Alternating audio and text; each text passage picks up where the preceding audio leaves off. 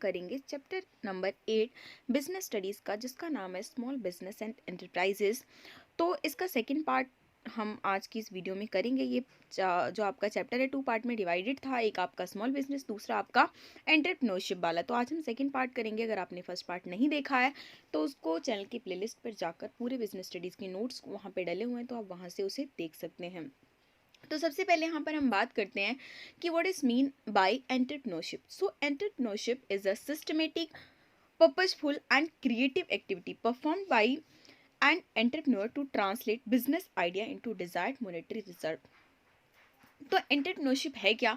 एक systematic, purposeful और creative activity जो कौन करता है? एक बिजनेस का ओनर जो कि एंटरप्रेन्योर है उसे परफॉर्म करता है और अपने बिजनेस आइडिया को एक डिजायर्ड मॉनेटरी रिजल्ट में ट्रांसलेट करने का काम करता है। That is entrepreneurship. काफ़ी इंपॉर्टेंट एग्जाम्पल है आपका, मतलब काफ़ी इंपॉर्टेंट इसकी डेफिनेशन है, इसको अच्छी तरीके से आपको करना है। अब हम बात करते हैं कि नीड फॉर एंटरप्रेन्योरशिप। एंटरप्रेन्योरशिप की ज़रूरत क्यों पड़ती है, मतलब क्यों इसकी इंपॉर्टेंस है, क्या इसका रोल है। कैसे भी क्वेश्चन आता है तो आपको यही सारे पॉइंट्स लिखने हैं। बिजनेस स्टडीज़ में पॉइंट्स आपके काफ़ी इंपॉर्टेंट रोल प्ले करते हैं, क्योंकि पॉइंट के हिसाब से आपको मार्क्स दिए जाते हैं। तो कभी भी जब आप एग्जाम दे रहे हो तो पॉइंट से आप आंसर लिखोगे तो डेफिनेटली आप अच्छा स्कोर करोगे, क्योंकि टीचर का जो मेन हाईलाइट है वो पॉइंट पे ही जाता है। अंदर का मैटर आप कुछ भी लिख दो चलेगा, ऐसा नहीं है, मतलब कि जो भी है सब्जेक्ट से रिलेटेड आप लिखोगे तो चलेगा। फर्स्ट पॉइंट क्या है? Initiating the process of development. मतलब प्रोसेस ऑफ डेवलपमेंट को इनिशिएट करने का काम किसका होता है? एंटरप्रेन्योरशिप का होता है। The establishment of more and more business reflects the development of a country. अब जितना ज़्यादा से ज़्यादा बिजनेस इंक्रीज होगा किसी भी कंट्री में तो उससे क्या होगा? वहाँ का डेवलपमेंट ही होगा, और ये तभी पॉसिबल हो सकता है जबकि ज़्यादा से ज़्यादा एंटरप्रेन्योरशिप को बढ़ावा मिले। नेक्स्ट है sustaining the development. Rate of development is sustain with the help of entrepreneurship. अगर रेट ऑफ डेवलपमेंट को सस्टेन करके रखना है, उसको धीरे धीरे इंक्रीज भी करवाना है, तो ये कैसे हो सकता है? एंटरप्रेन्योरशिप के through. Third point is providing employment opportunity. Entrepreneurship not only provides the scope for self employment. ऐसा नहीं है कि सिर्फ हम खुद को काम दे रहे हैं, बल्कि हम दूसरों को भी एम्प्लॉयमेंट देते हैं। लार्ज नंबर ऑफ पीपल को प्रोवाइड किया जाता है यहाँ पर employment. Fourth point is social benefit. By making optimum utilization of resources, they save scarce resources of society.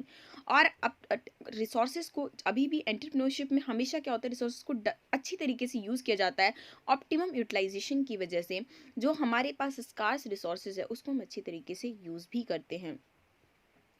Next है process of entrepreneurship development. Process of मतलब कि एंटरप्रेन्योरशिप डेवलपमेंट की प्रोसेस किस तरीके से है, स्पेशली हम बात करते हैं यहाँ पर इंडिया के बारे में। So startup India scheme is an action plan to development and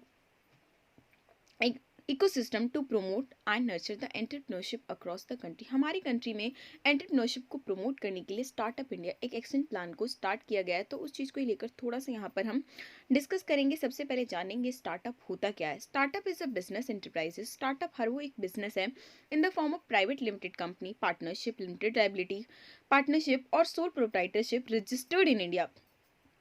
मतलब स्टार्टअप एक ऐसा बिजनेस इंटरप्राइजेज होगा इन द फॉर्म ऑफ या तो प्राइवेट लिमिटेड कंपनी हो, पार्टनरशिप हो, लिमिटेड लायबिलिटी पार्टनरशिप हो, या फिर सोल प्रोप्राइटरशिप हो, बट रजिस्टर्ड होना चाहिए, which has started less than 5 years ago, जो कि 5 साल पहले शुरू हुआ हो और उसका एनुअल टर्नओवर जो हो 25 करोड़ से कम हो।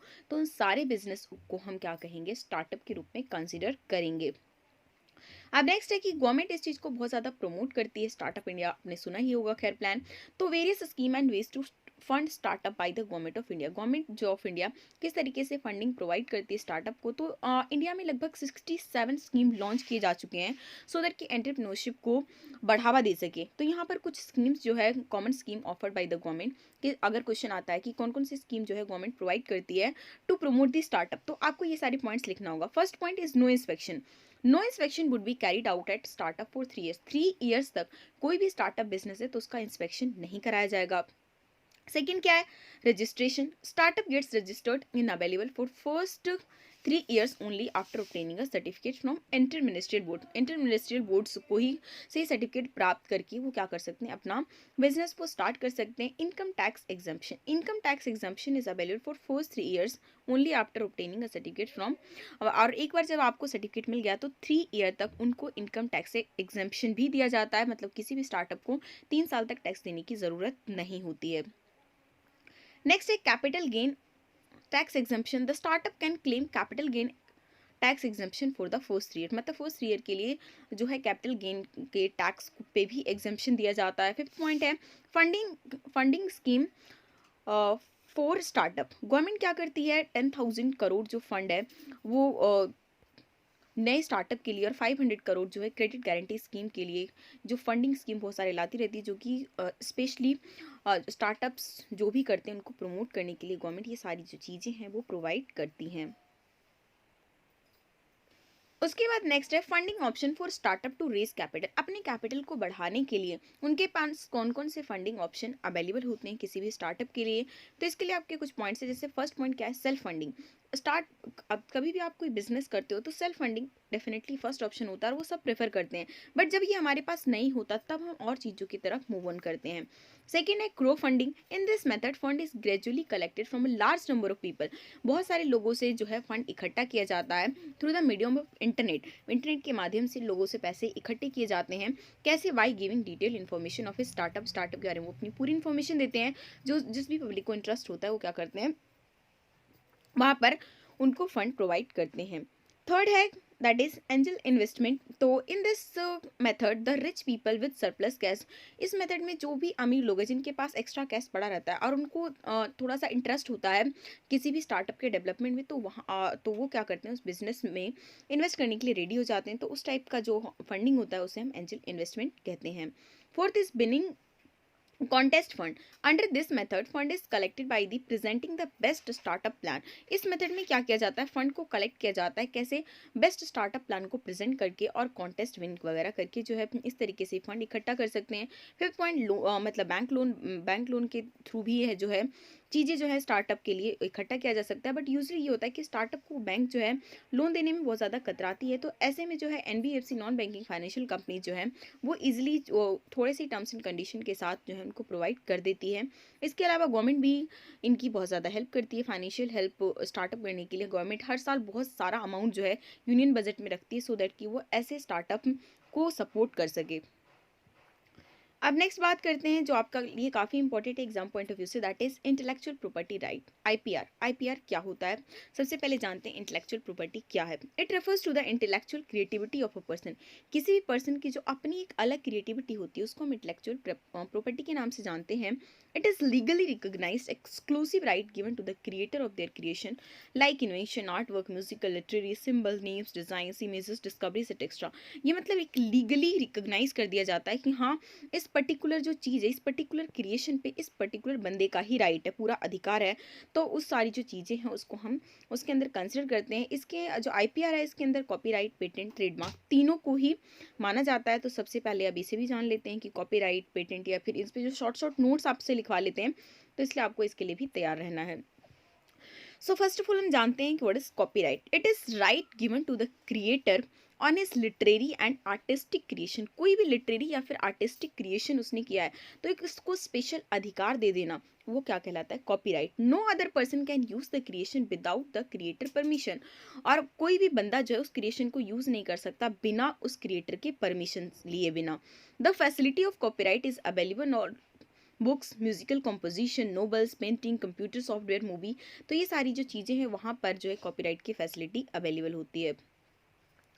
अब नेक्स्ट है आपका पेटेंट। पेटेंट क्या है, patent is a right given to the inventor under which up to a fixed period only the inventor can use his invention. Patent एक स्पेशल अधिकार होता है जिसमें इन्वेंटर को कुछ फिक्स्ड पीरियड तक के लिए दिया जाता है कि अपने इन्वेंशन को ना इतना फिक्स पीरियड तक वो सिर्फ खुद यूज करेगा।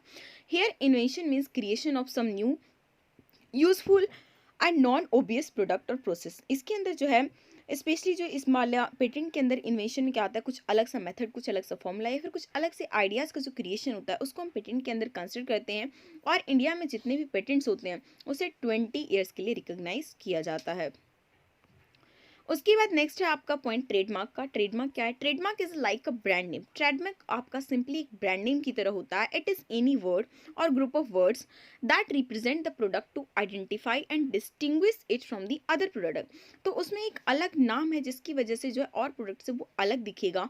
It gives a legal protection that no one else can use this trademark. और ये एक लीगल प्रोटेक्शन प्रोवाइड करता है उस पर्टिकुलर कंपनी को, उस पर्टिकुलर ऑर्गेनाइजेशन को, कि उस ट्रेडमार्क को या फिर उस सिमिलर आइडेंटिटी के जो ट्रेडमार्क है या फिर ब्रांड नेम है उसको यूज़ नहीं कर सकते। ड्यूरेशन जो होता है ट्रेडमार्क का वो होता है वैलिड 10 ईयर्स के लिए, हालांकि इसको जो है रिन्यू करवा सकते हैं दोबारा से, ये 10 ईयर्स के लिए हो जाता है। तो ये जो आपका चैप्टर